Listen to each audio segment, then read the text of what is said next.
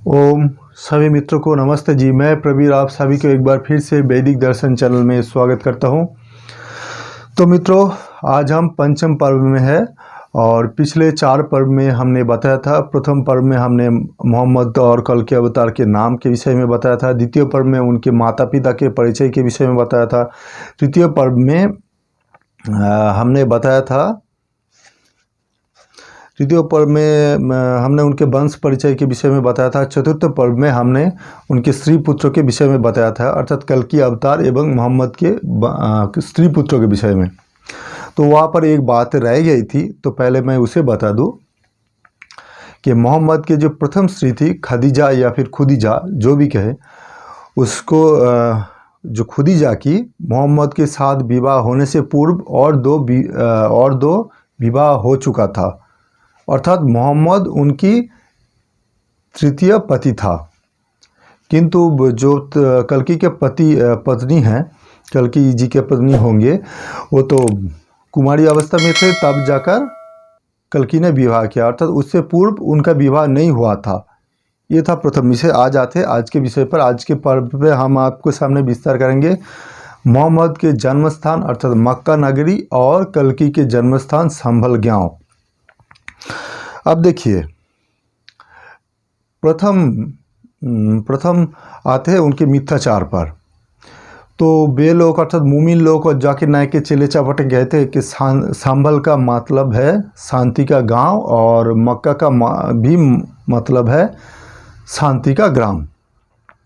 तो देखिए, मोहम्मद के जन्म से पूर्व वहाँ के जो अवस्था थे, पारिपार्श्विक अवस्था, राजनैतिक अवस्था या फिर जो भी सामाजिक अवस्था जो भी था, वो बिल्कुल अच्छा नहीं था, पहली बात। दूसरी बात यह है कि वहाँ पर अर्थात पूरी अरब साम्राज्य पर जब मोहम्मद के जन्म से पूर्व का है या फिर इस्लाम के आविर्भाव के से पूर्व का है, उससे पूर्व उसका कोई हिस्ट्री नहीं मिलता।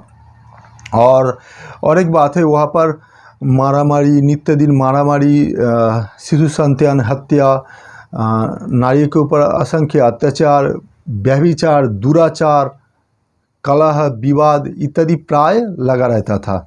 अर्थात वहाँ पर कतई शांति नहीं था उस समय, मोहम्मद के जन्म के समय। फिर भी ये लोग कैसे मक्का को शांति का नगर कहते हैं, हमें तो नहीं मालूम। तो वो जाकिर नायक जो कहता है कि मोहम्मद शांति के नगर में जन्म ग्रहण करेंगे। किंतु यदि आप इस्लामिक हिस्ट्री पढ़ेंगे या फिर नॉर्मल हिस्ट्री भी पढ़ लीजिए, मोहम्मद के जन्म के समय वहाँ पर अवस्था क्या था, मक्का नगरी का अवस्था क्या था, वहाँ पर कलह विवाद, कलह की कुरुक्षेत्र या फिर झगड़ा, मारामारी, लड़ाई, अनाचार, व्यभिचार, राहाचार, दुराचार इत्यादि फैला हुआ था, अर्थात कतई शांति नहीं था। अर्थात जाकिर नायक के यह पहला झूठ कि वो शांति का नगर है, तो ये तो प्रथम भाग का ही मिथ्या है। अब आते हैं दूसरी बात पर कि संभल का अर्थ है शांति का ग्राम। तो पहली बात ही है, संभल आया शंभु प्लस आलय। शंभु अर्थ शिव, आलय अर्थ गृह। शिव का गृह जहाँ पर होंगी वो तो शांति होंगी, इसलिए इसको शांति का घर कहा जा सकता है।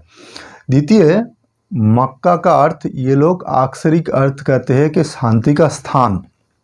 अब देखिए, मक्का का अर्थ कदापि शांति के स्थान नहीं है।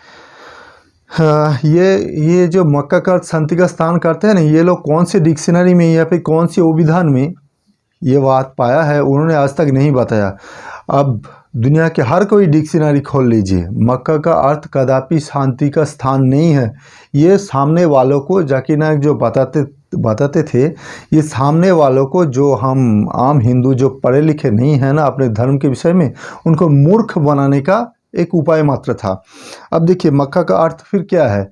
Encyclopedia of Arabic language and linguistics, इसका वॉल्यूम 4 में उल्लेख है कि मक्का शहर का जो नाम है वो है बक्का और इसका अर्थ है रहस्यमय। अर्थात मक्का का अर्थ है रहस्यमय। मक्का का अर्थ कदापि शांति का शहर नहीं। अब देखिए, आप आगे जाते हैं। अब हम पुराण में प्रवेश करते हैं। कल्कि पुराण द्वितीय अंश 6 अध्याय 5 और 6 श्लोक में उल्लेख है कि संभल गांव में लता, फूल, उपवन, बागान, हृद इत्यादि है। क्या मक्का में ऐसी कोई है? मक्का तो एक मरुभूमि का देश है ना, तो मरुभूमि में ऐसा फूल, उपवन या फिर बगीचा ये सब होता है? नहीं होता है। तो ये भी एक झूठ है। अब उसी स्थान में कहा गया कि वहाँ पर संभल का कोई घर हंसमुख, कोई घर सिंह के मुख वाले, कोई कोई घर गरुड़ों की मुख वाले। क्या मक्का के किसी शहर पर, मक्का शहर पर के ऐसे मुख वाले घर है? नहीं है भी तो वहाँ पर तचनच कर दिया गया है, अर्थात उसको नास्ता नाबूद कर दिया गया है। अब देखिए कल्कि पुराण के दूसरे अंश के 6ठ अध्याय के 20वां श्लोक, यहाँ पर कहा गया कि संभल गांव के आयतन है 7 योजन अर्थात 56 माइल, अर्थात क्षेत्रफल जो है। अब और एक बात आपको बता दें कि मक्का नगरी का जो आयतन है, जो क्षेत्र है, वो क्या केवल 7 योजन है तो 56 माइल है? कदापि नहीं, वो और भी बड़ा है। अब आते तीसरे अंश 18वां अध्याय 4था श्लोक, वहाँ पर क्या संभल में 68 तीर्थ स्थान है। क्या मक्का में है क्या ये सब? नहीं है ना।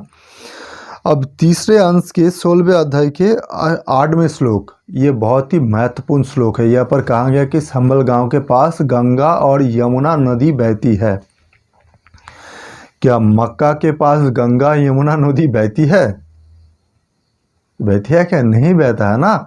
तो देखिए मुमिन लोग कितना मिथ्याचार करते हैं। एक क्या नाम क्या उठा लिया, उसका उनके नामों के मेल वो लोग करा नहीं पाते, उसके नामों के अर्थ जो भी सटीक अर्थ नहीं है उसके मेल कराने का चेष्टा करते हैं, जो कि वृथा चेष्टा है।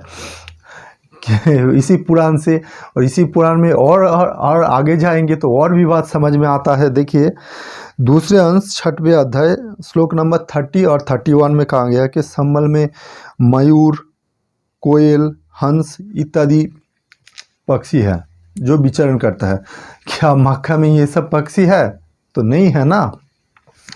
तो देखिए मित्रों, जो जाकिर नायक और उसके चेले चपाटे या फिर यह मौलाना जाजी जैसे भी और भी मौलवी है, जो लोग कहते हैं कि कल्कि अवतार ही मोहम्मद है, मोहम्मद ही कल्कि अवतार है, इन लोगों का ये झूठा बात यहाँ पर पंचम पर्व में भी फेल हो गया।